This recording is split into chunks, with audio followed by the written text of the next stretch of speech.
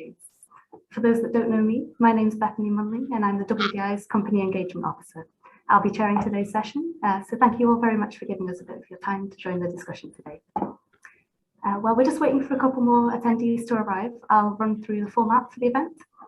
The session was organised today to align with the publication of new investor and company briefings on responsible sourcing, expertly written by our research manager, Charlotte Lush. As such, the topic of responsible sourcing will frame the basis of our discussions today.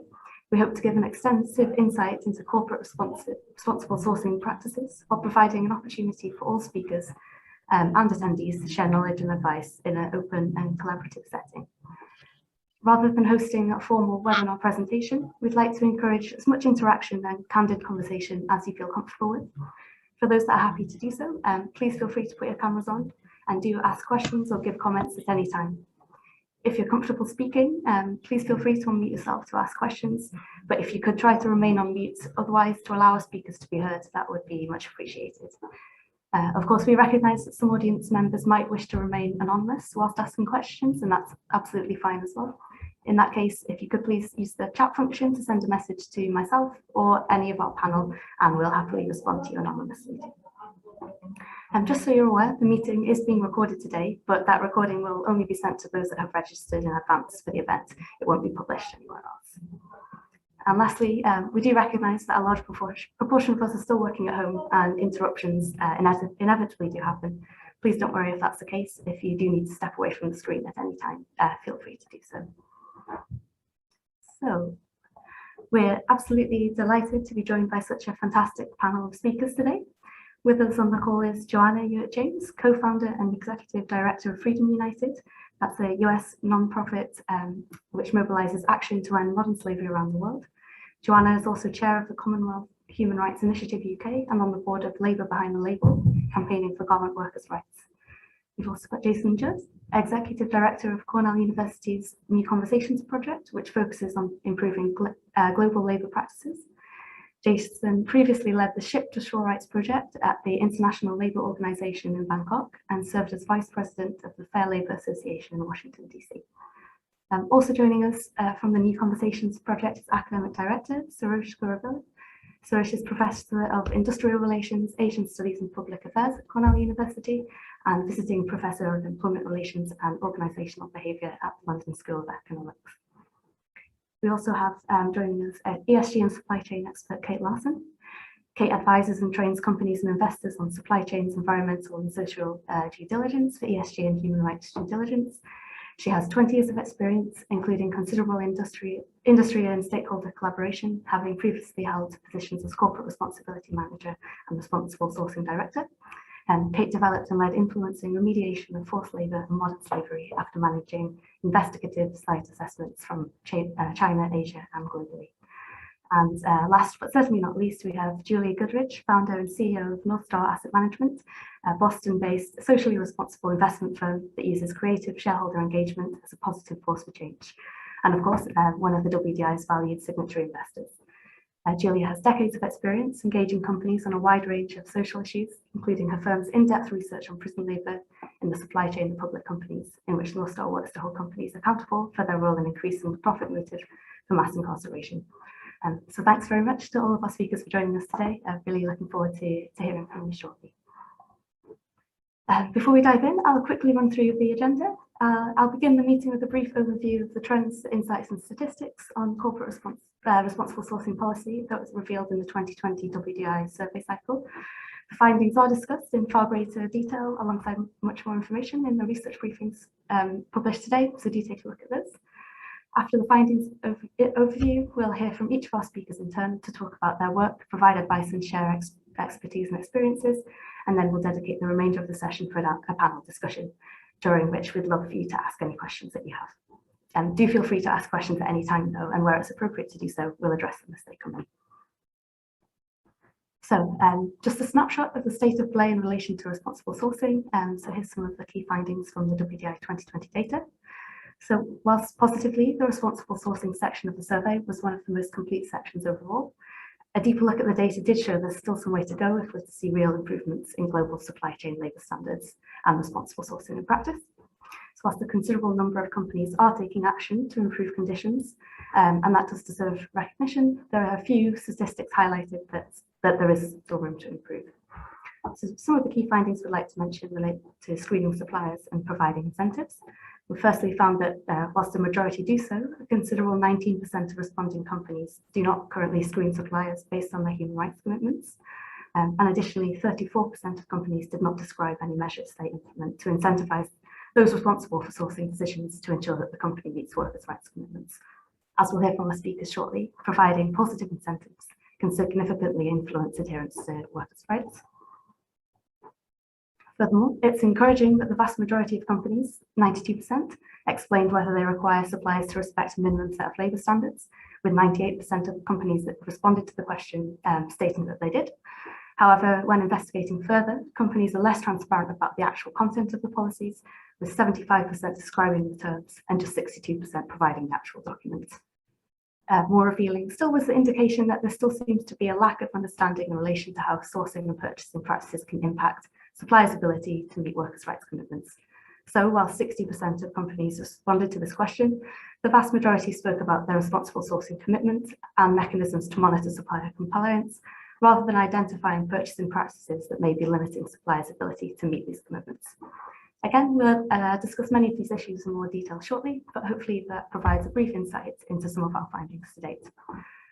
That's enough from me for now. I'll stop there and hand over to the first of our brilliant speakers, Joanna, to tell you a bit more about her work at Freedom United. Hand over to you, Joanna. Thank you very much, Bethany, and thank you for the opportunity to speak to everyone today. I only have 8 minutes, I'm told, and I have, this is a massive topic. So I'm going to do my best to give you a bit of an overview, and of course you'll have the opportunity to get into more detail when you hear from the other speakers on the panel with me.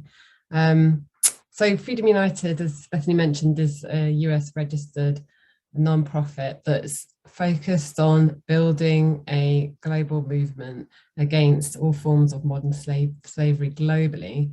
And we work on a lot of topics that relate to this subject of this event today.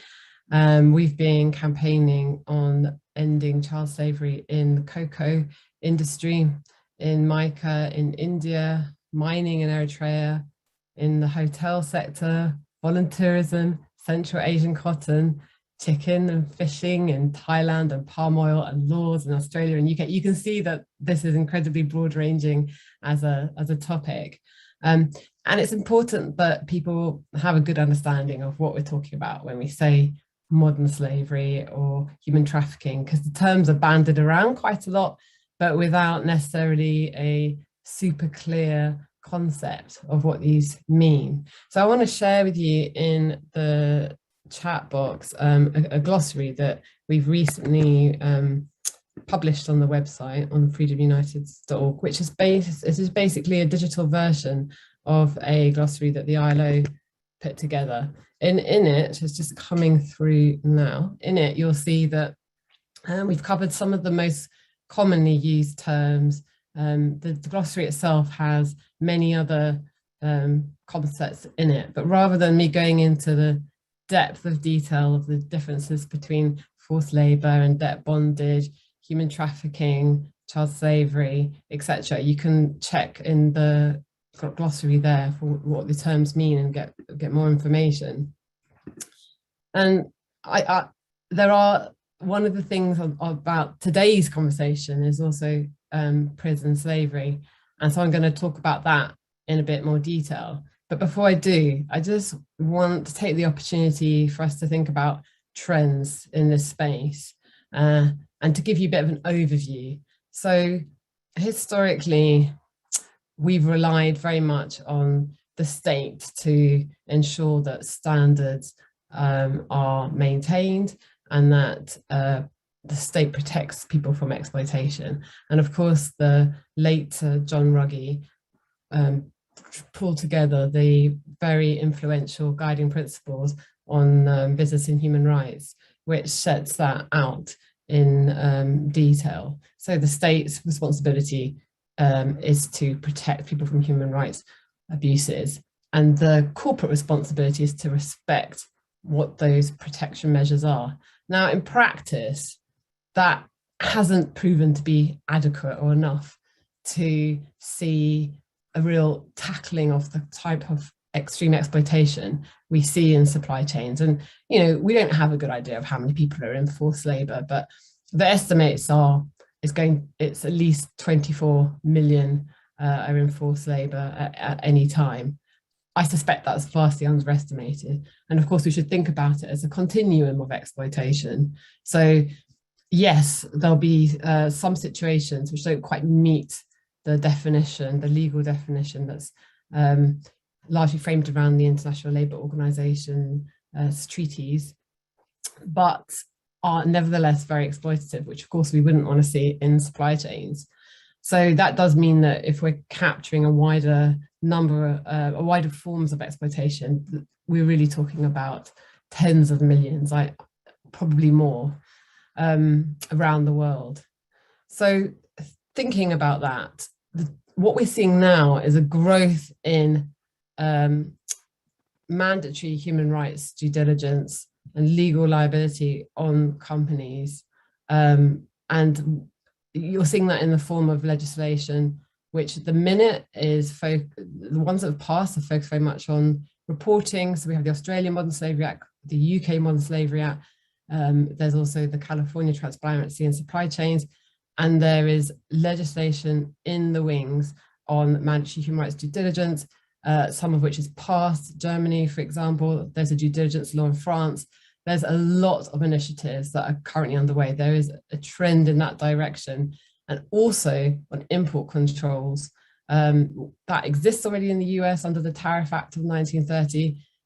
The European Parliament have now said that they would be looking to introduce import controls to the EU for goods that are produced with forced labor so that they do not come into the region. So there is clearly a growing responsibility that has been placed on the shoulders of the corporate sector to try and do everything possible through due diligence, adequate due diligence measures to ensure that business is not perpetuating the extreme exploitation of people in supply chains. Now, as I mentioned, I want to talk particularly about prison labor, which is just one part of the whole big picture of forced labor, but a really important one. Now, I want to show you actually what the definition is of forced labor in prisons, because not all prison labor is forced labor, and some prison labor, though, is. So let me just show you the international standard on prison labor that's written by the International Labour Organization. So what they show is that the requirement of free consent applies as much inside a prison as outside of a prison. So any company that's engaging in prison labor should ensure that a prisoner, if a prisoner refuses work, there's no threat of penalty or like a loss of privileges. Or other thing that we've seen allegations of is solitary confinement. It's quite common, and lack of access to free time or commissary, things like that. So one of the ways that you can do that is by looking at whether prisoners have their conditions are similar to those who are outside prison. And the ILO provides a number of indicators that you can use to see whether prison labor meets the definition of forced labor. Having shown you that, I do want to also talk more broadly about prison labor and forced labor. Freedom United, as an organisation that works on forced labor, is focusing our efforts on the aspect of prison labor that is exploitative in a way that meets that definition. And we see that quite commonly. We're going to hear later actually a bit more about, for example, the situation of Uyghur minority in China, and also we've campaigned, for example, on a system that's somewhat similar in Eritrea, although generally not held within a prison context, but a state-imposed system. But the thing that I want to draw attention to is the existence of prison slavery in the United States, because the scale is just eye-watering, and it's tied into economics, it's tied into a business system. And I mean, the US spends about 80 billion, it's estimated, incarcerating like over 2 million people. And I think many of you probably know that the US is famous for being a country with the highest rate of incarceration. It's really an important example of how forced labor isn't an aberration that we just need to root out, but it's often tied into a much more systemic approach to the way that economies operate. And I say that because I can show you, for example, the number of cases. Let me just pull that up to give you an idea of the scale of the link between forced labor and prison labor in the private sector. What I will say as well is that it doesn't mean to say that everybody in work in prisons in the US is in forced labor. That certainly isn't the case. And it's not also to say that it's not a helpful thing from a rehabilitation point of view if the terms and conditions are equivalent to outside. Unfortunately, that's not what we see. Workers are under the US state system are often, the maximum they can earn is like $1.15 an hour. And from that, they can expect to have as much as 80% deducted for the cost of their keep.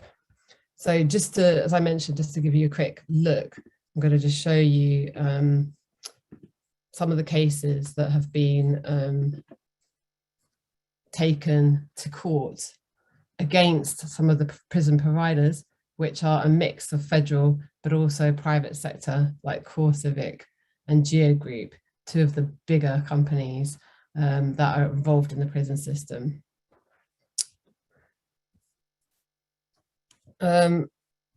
Interestingly, the private prison system in the US is aware of the risk, as lots of business are looking to divest from the sector. They themselves are looking to diversify their revenue streams. And what you see here is a massive growth in this is CoreCivic, which is like one of the two largest private providers of detention and prison systems in the US. So what you see here is a massive growth in immigration and customs excise, which basically the detention centers that you see on the TV where people are held, and a massive decrease in the formal prison sector. That's the blue line at the bottom. So it just shows you that in terms of trends and ways forward, there is a real response that's happening from a corporate sector to, so from the private prison sector to the corporate sector's wish to extricate themselves from this industry. And it's important because this is actually a very much a matter that we have to look at as a question of discrimination. The way that the prison system is designed and developed in the US in particular is very much tied into historical slavery, and it's part of that transition from historical slavery to slavery today, and explains why we see several times more people who are Black and brown in the US prison system than we do see white people. So this is something that people are really been fighting for many decades. It's not new, but the US Constitution actually allows it under the 13th Amendment. And we're campaigning right now as Freedom United for that to be amended. And despite the fact that might sound ambitious, there is actually a piece of legislation that has been introduced to get that 13th Amendment exception, which allows for slavery to continue as a punishment for crime. That's something that we're doing. Now, I think I'm running out of time. I've probably run out of time already. But what I will say is a lot of information on Freedom United website. Do take a look. And if you're interested in hearing more, I would love to talk to you in more detail. And also just to say as well, whilst I have the audience, that we're also looking for sponsors for our Stand Gala 2022. So I'd love to also share with you what we've done in previous years and how you can get involved in that too. Thank you very much, Bethany. Thank you, Joanna. It was really eye-opening insight into what you rightly said is a massive topic that we could talk about for a long time. So thank you for that. And it sounds like your organisation is doing some brilliant work in this area. Great. So I think we'll turn next then to Jason and Sarosh of the New Conversations Project to share more about what they've been working on. And so thanks both, and over to you now.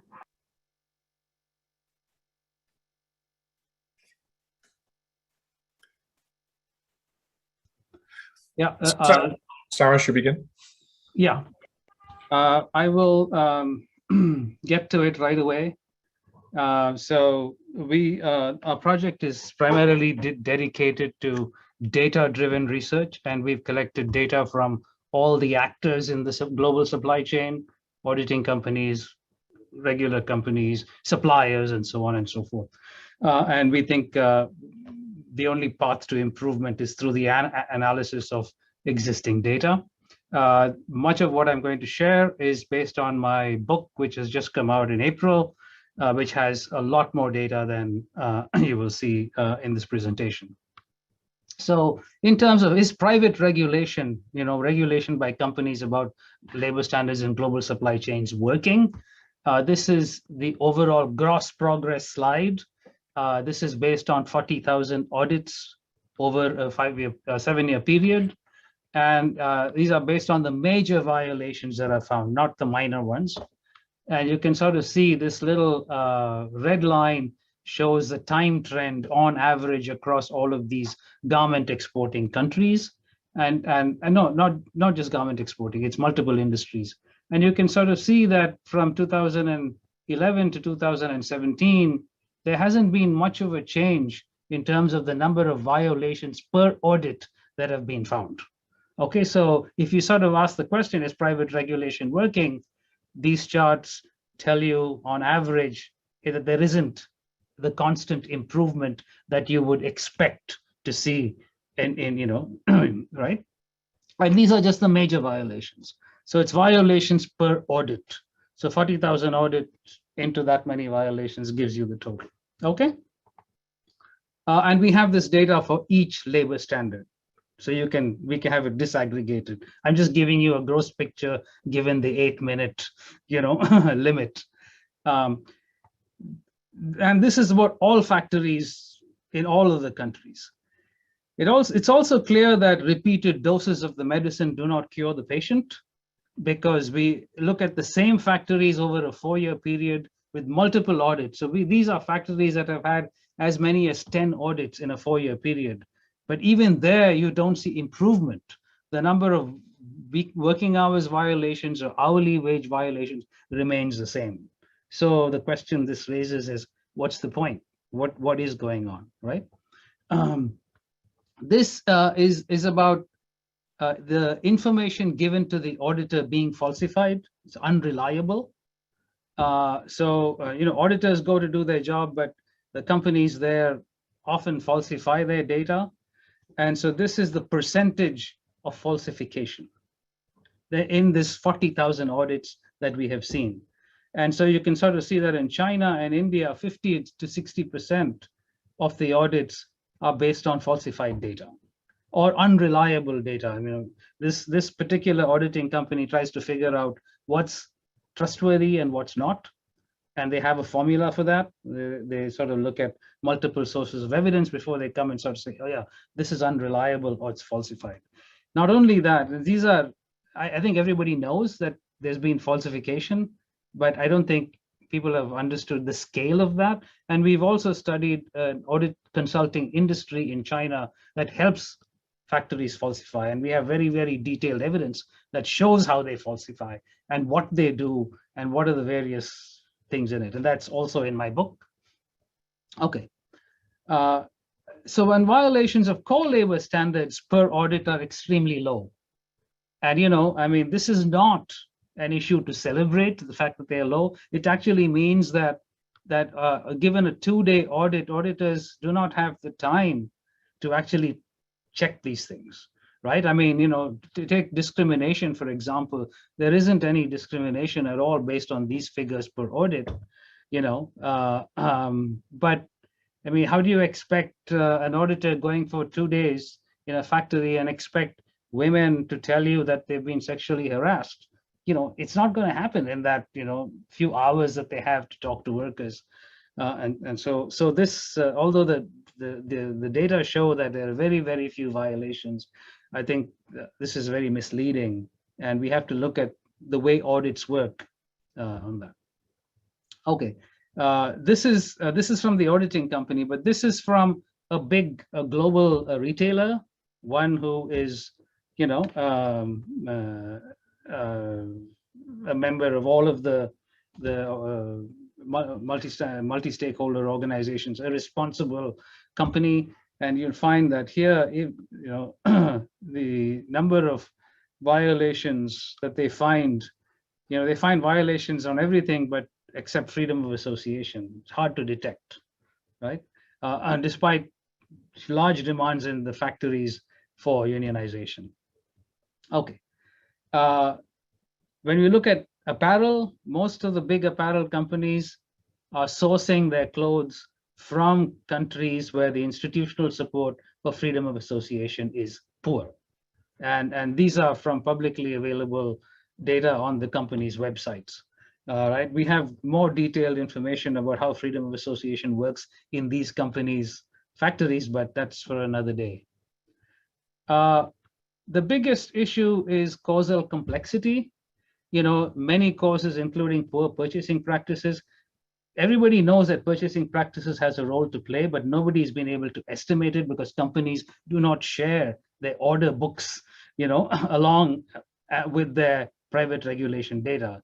So we have a company, a very well-known company in the sports that has shared their order books, and they has also shared their compliance data from their various factories. And what we are looking at is the analysis of the two. Are they integrated? Because if they were integrated, you would find that when the violations are high, that would be followed by a reduction in orders. That's the way the system is private regulation is supposed to work, right? You punish a company, a supplier for violations, and you reward a supplier for positive progress. But this is the data from this particular company. This is a sample factory. And the dotted line is orders per season, and the solid line is violations. And if you look towards the right-hand side of the graph, this actually shows you that when violations come down, the orders come down as well. So there is no, and we correct for appropriate lag in terms of when the order happens and when the violations happen. And there is utterly no connection, especially over here. And so during the sourcing relationship, actives orders continued no matter whether the factory improved or declined in labor compliance. And this factory was later terminated for commercial reasons unrelated to price, just when labor compliance appears to be improving. Right? So, this is one case. We have several other cases of using company data where we can show that compliance and purchasing practice are not integrated. And these are from really, really good companies, or what is seen as good companies, okay? So that's another dimension. We have an entire chapter in my book just on this issue. Okay, I'm going to hand it over to Jason. Thanks, Sarosh. So the work that Sarosh has done over the last few years is, if you like, in sympathy with brands, buyers who are awash, many of them awash in data about labor compliance and don't have systems to collect the right data, to analyze it, and then make decisions based on it. We thought in the remaining couple of minutes, we'd take a look from the other side, if you like, in sympathy with investors, regulators, researchers like ourselves. What is it that companies are sharing with the rest of us, and in particular, investors and regulators about social and labor practices? So we pulled data from a handful of sustainability reports. The graph, that the table that you're looking at comes from Adidas or Adidas, and we're not picking on Adidas here, but use them as an example of a public company that reports pretty well on labor practices, but nonetheless, like a lot of other companies, focuses in what they share on inputs as opposed to impacts. And as researchers or as investors or regulators, we're really interested in what the impact of private regulation or labor compliance programs are, not just what the company's effort is, or what policies it's writing, what its inputs are. So this is just one example. Adidas is providing investors with a measure of how many training sessions they're providing to suppliers. So sort of a classic example of an input gives us no indication of impact. The next one, Sarosh. Another example from the same report, again, Adidas reporting on violations identified in its internal and third-party audits in 2019. It provides a little more detail, but it doesn't tell us many of the things we need to know. It's a big picture look at the types of violations identified, but no sense of severity, no sense of the geography, where these are occurring by country or by factory. Next one, Sarosh. One more. So in our project at Cornell, we've been asking the sorts of questions we want answered as researchers or as investors or regulators. These are the sorts of impact measures we'd like to have data for, so that we can see what's actually happening inside these companies and what sort of impacts their labor programs are having. For this was a simple exercise. We pulled sustainability reports from Adidas based on the GRI reporting model and IKEA. So that's one public, one private company, and looked at different impacts we'd like to measure. So sourcing risk is one, investment or results from support for union rights, working conditions generally, buyer leverage, and wages. We went through both of those reports and found in the Adidas report there were abstract, high-level sort of input measures for all of those things, and in the IKEA report, nothing at all on any of those fronts. Those are all issues that investors, regulators, researchers are curious about and want hard measures for. And having gone through that exercise, we then drafted a handful of impact measures. These are the sorts of questions we'd like answered, and this is the sort of data that would have to be made available, either through requests by investors or by reporting requirements by regulators in the European Union or in the US, for example. And answers to these questions and raw data would allow us to get a better sense of what it is the companies are doing on each of these fronts. And then we'd be able to compare them across countries, across companies, and across time. Back one, Sarosh. So to draw a line between these ideas, what it is companies see of their own programs, what it is we get to see of their programs, and sources that all of us rely on. I use an example here from work that the ILO did, and I was involved in Thailand in trying to clean up a major forced labor mess in the seafood trade.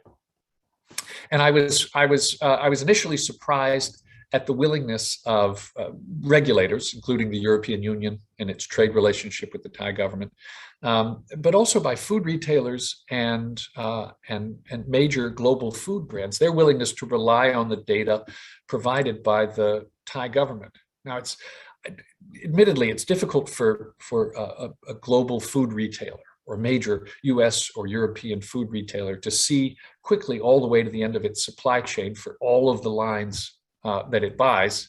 But in Thai seafood, the risk was obvious, the need was urgent, and still brands and retailers were relying on data provided by the Thai government about inputs, not impacts. So this specific example is really about forced labor. That was the focus of the project and the global media attention in the Thai fishing industry. The Thai government was reporting that they had conducted 75,000 inspections of fishing vessels, which is an astonishingly large number. They went from 0 in 2015 to 75,000 a couple of years later. That data was suspicious to us at the ILO because it's such a large number, and we had seen the quality, the intensity, and the results of those inspections at the port. They weren't good. And the Thai government reported in the second year of the program a tiny uptick in the number of violations that they identified, serious violations. But as a project, we kept going to impacts, results, as opposed to inputs. We weren't interested in the number, the quantity of inspections. We were interested in the results. We knew that forced labor was running roughly 15 to 20% in the Thai fleet, but the government came up with exactly 0 identified forced labor cases and 0 prosecutions in the second year of that program. So what's remarkable about this is not that the Thai government was sort of anxious to put a good spin on the problem, but that brands, retailers, and then ultimately investors and regulators were made to rely on the same dodgy data. So as a project, we're sort of digesting all of this.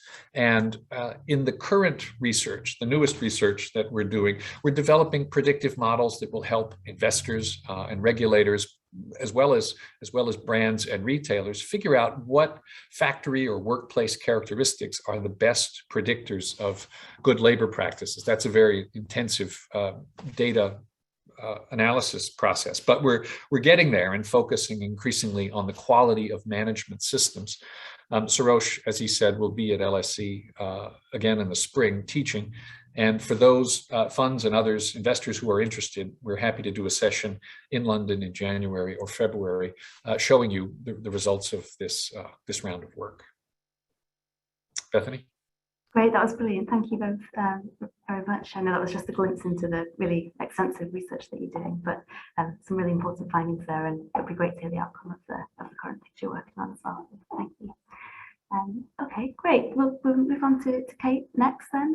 And just to say, if anybody in the audience does have questions, feel free to put them in the chat at any time, and we'll certainly get to those. For any we don't have time for, we'll follow up afterwards. So please do put any questions that you have. But I'll hand over to Kate now to speak about her experiences and research. Over to you, Kate. Thank you. Thank Bethany, you were going to show my slides? Thank you. Thanks, everybody. I have 6 minutes, I believe, so I'll do my best to go through these fast. And so I guess, like the other speakers, I'd welcome you to contact directly if you want to discuss anything in here. Bethany, if there's any chance you can full screen it, that would be great. I'm going to touch on another area of supply chains. In the introduction, Bethany explained that I've worked both in brands and many projects with many buyers. Last time I was with Jason was about 8 years ago in Cambodia, where we had many buyers working together, and he'd sort of started looking and analyzing things these ways. It was fantastic to see what he and Sarosh have come up with today. Really useful, and I think many of us in the industry would say we sort of intuitively knew this, but it's amazing to have the hard data behind it now about what we knew. So I'm actually going to touch a bit more on China, where I lived and worked many years. I speak Chinese. Bethany, if you could move to the next slide, thank you. And Bethany, if any chance you could full screen it so people can see, thank you. And Joanna touched on the legislation. I just wanted people to understand that context, which is a big shift for the industry and especially around forced labor. So most of you are probably familiar with the UK Modern Slavery Act. Bethany's just trying to get the slide there right for you. But we've actually got new legislation coming through that I think it's important to talk about. Joanna touched on, which is the Supply Chain Human Rights Due Diligence Act in Germany in particular, EU working on something similar, and in the 2016, the US Tariff Act, which Joanna touched on. Companies have had imports to the USA seized by US Customs, where external parties have alleged that those products were made under conditions of forced labor. So that has sort of been changing the game on the materiality of the risk. But Joanna also mentioned the UN Guiding Principles on Business and Human Rights, which almost all of these pieces of legislation reference as high-level guidance on what companies should do.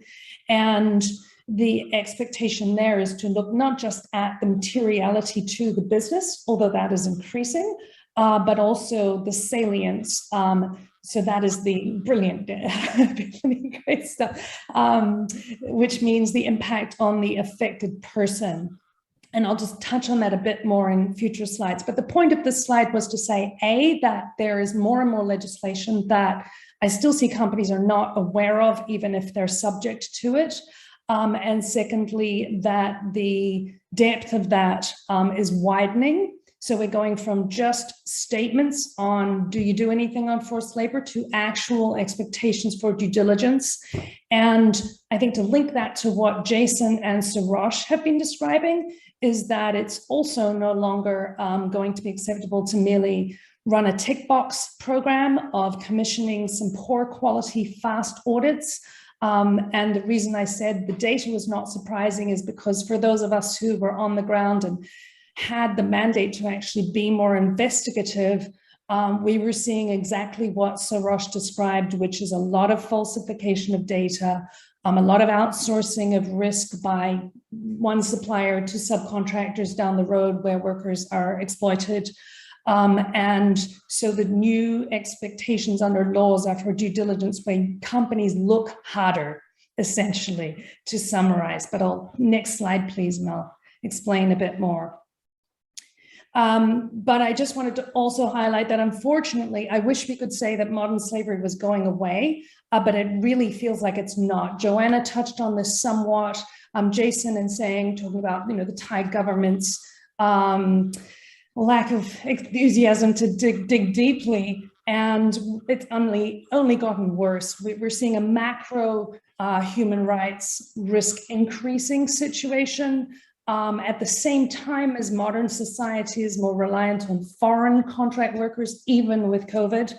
And then last year, we saw greater poverty drivers for particularly workers in the South, in Bangladesh in particular, when Western buyers didn't pay. So that was millions of people put out of a job or with multiple months not paid of their wages, meaning that as a Bangladeshi, I'm left more vulnerable to needing to take a job in somewhere like Malaysia, where I'm at risk of a bonded labor, forced labor situation, of having to pay agents' fees, etc.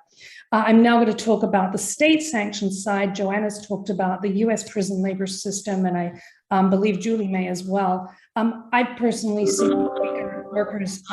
Thank you, that was great. Could you just, yep. No, Bethany, next, thank you. I've interviewed Uyghur people who were in forced labor in factories in China. One big misconception I want to make sure everybody's clear on is that, yes, in the Xinjiang Uyghur Autonomous Region, forced labor, we're talking state sanctioned, where prisons of the re-education camps have had factories built on the side of them. There's been a lot of reports and intelligence on that. And then in raw material growing, cotton growing, etc., we've seen Uyghur people sent and made to go and work in the fields, etc. BBC has reported on that. What I personally saw, and the arrow shows you here, is workers who were sent from the Uyghur region, that's my 6 minutes, to work in factories in other parts of China, which has been reported to have been found across 80 plus multinationals supply chains. And to the point Jason and Sarosh raised, whenever I've had mandate from a client or a company I've worked in or with to do an investigative or commission an investigative audit, we would almost always find a lot of serious labor non-compliances, even in a better factory, which was sort of showed by that first slide by Sarosh, but often find forced labor as well. So if you're an investor looking at a company and they're never seeing forced labor and they have an international supply chain, I would argue they're not looking properly and they're not doing that due diligence future laws expect. Next slide, thank you. So what to do about it? One takeaway for you all here is that there is a call to action on ending Uyghur forced labor. Some companies you can see here have already committed publicly to that. And Joanna touched on the fact that we have a new trend here, which is that given that macro context of geopolitical human rights situation worsened somewhat, and more profiting from the sending of workers to factories around the world. We're now seeing this becoming more of a business model conversation. And you'll see here that part of that call to action is to end business with operations identified in the supply chain to have been in the Xinjiang Uyghur region. That's a change from a normal remediation where, say, Chinese workers in Japan, who I've seen, we would influence those factories to return passports and papers, to provide freedom of movement, to pay back agents' fees, as we've also seen in Malaysia for say, Bangladeshi workers again. So we have a bit of a shift in state-sanctioned prison labor or forced labor situations where it's harder for a company to do the due diligence required of remediating, of influencing remediation by the supplier. It may be necessary to end business abruptly, which obviously impacts business decisions or business functioning. But that is what's going on. And I think as senior leaders, you need to understand that sort of the upping of the ante, the game is changing here, because that confluence of both the new laws, expectations, and the worsening situation on the ground. And then, as Jason and Sarosh pointed out, few companies who are really digging deeply yet, but need to, according to the laws. And I would call out here that sort of someone like ASOS, these companies, by engaging stakeholders, are showing part of their effort to work with stakeholders and dig deeper. Next slide, please. My final one, I think. This slide is really to point out, in addition to what Jason and Sarosh talked about auditing, my argument on auditing would elaborate on what they're saying, which is to say that when it's very investigative, and as Sarosh mentioned, bigger teams, and what I've been able to commission is unannounced with offsite worker stakeholder interviewing, then a company can find out information. That costs more money, hence companies need to collaborate, hence we have initiatives, yet the initiatives need to keep those standards up. So that's in the center here and the bottom where I say rigorous investigative social auditing. That's the shift that needs to happen from that bad data to really knowing what's going on in the supply chain, which suppliers have those forced labor situations to influence that remediation, or in the worst case of a China supplier who had 1,000 workers and 100 Uyghurs like I've seen, perhaps to have to end business so that imports to the USA are not facing risk. And obviously that's influencing human rights improvement for those people. There was conversation here on ensuring purchasing practices are aligned. Disappointing to hear that a lot to be done there. But if you're on the investor side, this needs to come from the top. And also to think of it as a balance, that there's no point in incentivizing teams, and this is sort of what Sarosh's data shows, if the data coming in is poor because of poor auditing. So there needs to be both better incentivizing and good data in, good data out into those incentives to fix the problem Sarosh described of we're not seeing improvement in many suppliers. I mean, that's even more important on forced labor, that you're getting better data. I touch here on the fact that there's more tech-based data available these days. Jason talked about that. But I would also argue that we need a lot more worker voice tools that many companies have been doing. We're still not seeing enough proliferate. So contact us if we need to explain anything further. But final slide was just to say thank you, and I hope I've elaborated. Sorry, just some points here. You can ask companies, and touched on, I think, most of this. I'd rather go into more depth than leave you with that. So contacts are there, and Bethany can send that out. But just to say that everything Jason and Sarosh saying, unfortunately, many of us have seen on the ground, and yet there are ways to go beyond that. Thank you so much, Kate. That was such a brilliant oversight of everything you do. Thank you so much for sharing that with us. Great. We'll now turn to Julie to give your perspective on this issue. Thank you so much, Julie.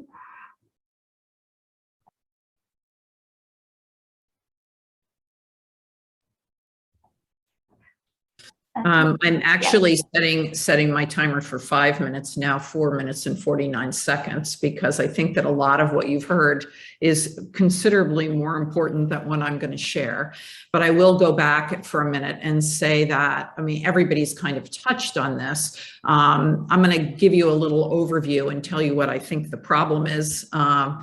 Basically, in the United States, you know, our focus, first of all, we're shareholder activists, not activists in the sense that we want to take over companies, but activists in the sense that we want to highlight important social, environmental, and governance issues at companies. There's been a lot of movement, I think, globally around what impact investing is, and I found it really, really interesting that we were talking about inputs versus impacts, because the entire movement, social investment movement, is based on what is now called ESG, environmental, social, and governance data. And that data is history, right? And it has nothing to do really with impacts. And at North Star, we really try to think ahead and think a little bit more about the impact perspective. So prison labor is a tricky thing because, as everybody has already pointed out, you know, it's approved by the 13th Amendment. Basically, prison labor in the United States started with convict leasing during slavery, and now it's $1 billion industry that is really racially skewed and actually provides a funding benefit for states and the government in the United States. It's prison labor, you know, is pervasive in the penal system in the United States, but the extent to which that labor is used to supply American corporations with goods and services is really opaque. It is impossible almost to find it unless you know, like in the Thai shrimp situation, you see a violation that somebody has pointed out and you can pinpoint it to a US corporation. In today's economy, you know, prison inmates have unfortunately replaced slaves as the cheapest available source of labor in the United States. In some states, depending on the state rules, inmates are required to work but do not get paid. And in other states, inmates are paid a nominal wage.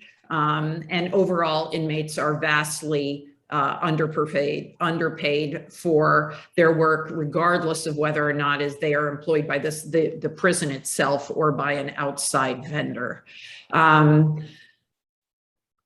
I wouldn't say that they're necessarily forced into working. I mean, sometimes an outside vendor or corporation that's using prison labor may be seen as a better job than, you know, cleaning the toilets in the prison, but in fact, the pay is still substandard, and it doesn't lead to any sort of improved human experience or improved impact or lack of recidivism and all the kinds of things that one worries about when one worries about incarceration.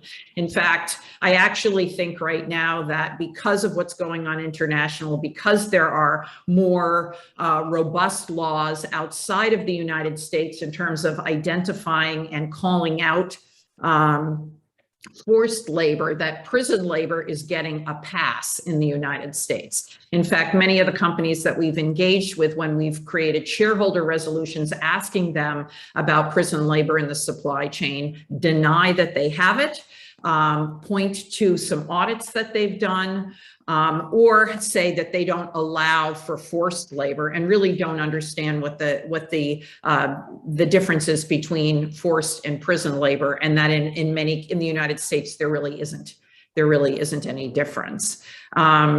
We urge companies to try to identify prison labor in their supply chain. Each virtually no company admits to having it. There are some that have been called out, like major retailers. In the agricultural industry, there are different rules about whether or not your products can be sold across state lines. That means that there are more agricultural industries involved in prison labor supply chains in the United States. It is still a problem because a lot of times, oh, here we go, that was it. Companies have basically say, we've got this policy is very important to us. Of course, we don't want prison labor. They have no audits in place, or audits in place. Forget about the fact that the auditors are covering things up. The fact is that the auditors aren't even asking the right questions. And there is no audit of the auditors that work in the case of prison labor in the United States. Basically, just to, I really do think that a lot of the work that everybody else is doing is incredibly important. And I will say that, if there is zero incentive financially for corporations to expose prison labor in their supply chain on the face of things, right? Because all corporations are looking for the cheapest labor source possible. This is a capitalist system that we're operating in. So the work of these human rights activists and these researchers is vitally important in terms of highlighting the true risks long-term, as opposed to the quarterly short-term profit risks that most companies are focused on. That was great, Julie. Thank you so much. Such a brilliant insight into a topic I know you've got wealth of knowledge on. So thanks for providing that overview. And couldn't agree more. There's so much fantastic work being done in this area at the moment from everybody here today. We've got a few moments left then before the end. If anybody does have some questions for our speakers, please do put them in the chat now, or unmute yourself if you're comfortable asking a question out loud. That's absolutely fine, and we'll get to as many as we can in the next few moments, and any others we're very happy to follow up with afterwards as well. So do put those questions in the chat for the next few minutes.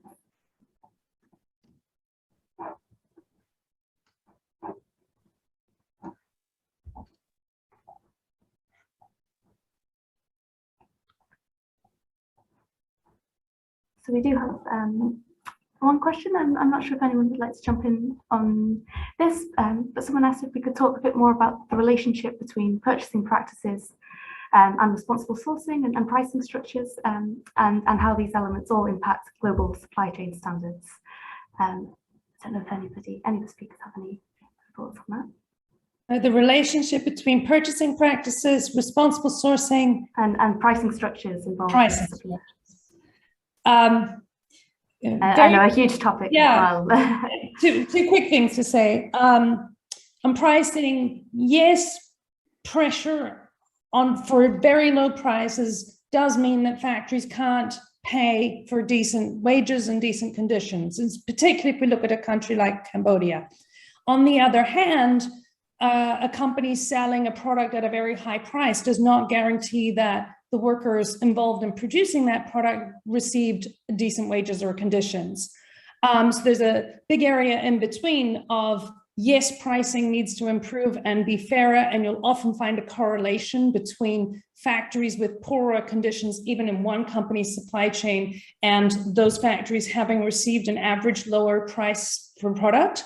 But at the same time, the rest of the supply chain, there'll still be a lot of labor violations, even if the products were being retailed at an incredibly high price, perhaps because we live in a world of margins, being how businesses operate. And so really we go back to these needs for companies to do better due diligence on making sure that A, they improve their price to suppliers, and B, that price paid gets to workers, which is what Jason and Sarosh have been saying about when you audit, if you're getting falsified data, you can't see what wages really got to workers. And my point on when audits are far more investigative, better resourced, done in more transparent, multi-stakeholder, worker-led initiatives, we start to see a lot more truth about which workers, often in Asia, on average 30%, not even receiving the legal minimum wage, which is nowhere near the living wage.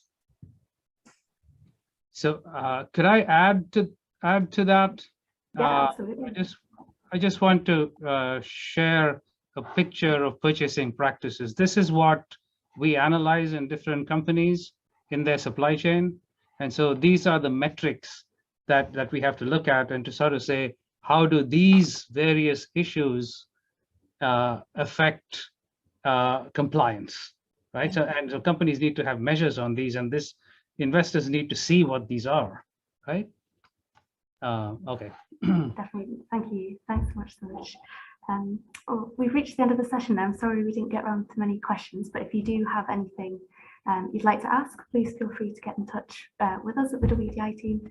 I've just put a final slide on the page here, so you've got our contact details to hand. Myself and the rest of the team would be really happy to answer your questions. You'll see I've also put a link there to the new responsible sourcing company briefing that came out today. So take a look at that as well for some more information on the subject. Finally, just a huge thank you again to all of our speakers. It's been great to hear from you all doing brilliant work on this topic, and thanks for sharing that with us today. And thank you to all the attendees as well for giving up some of your Thursday to spend that with us. Hope you all enjoy the rest of your days. I'll leave it there now. Thank you so much.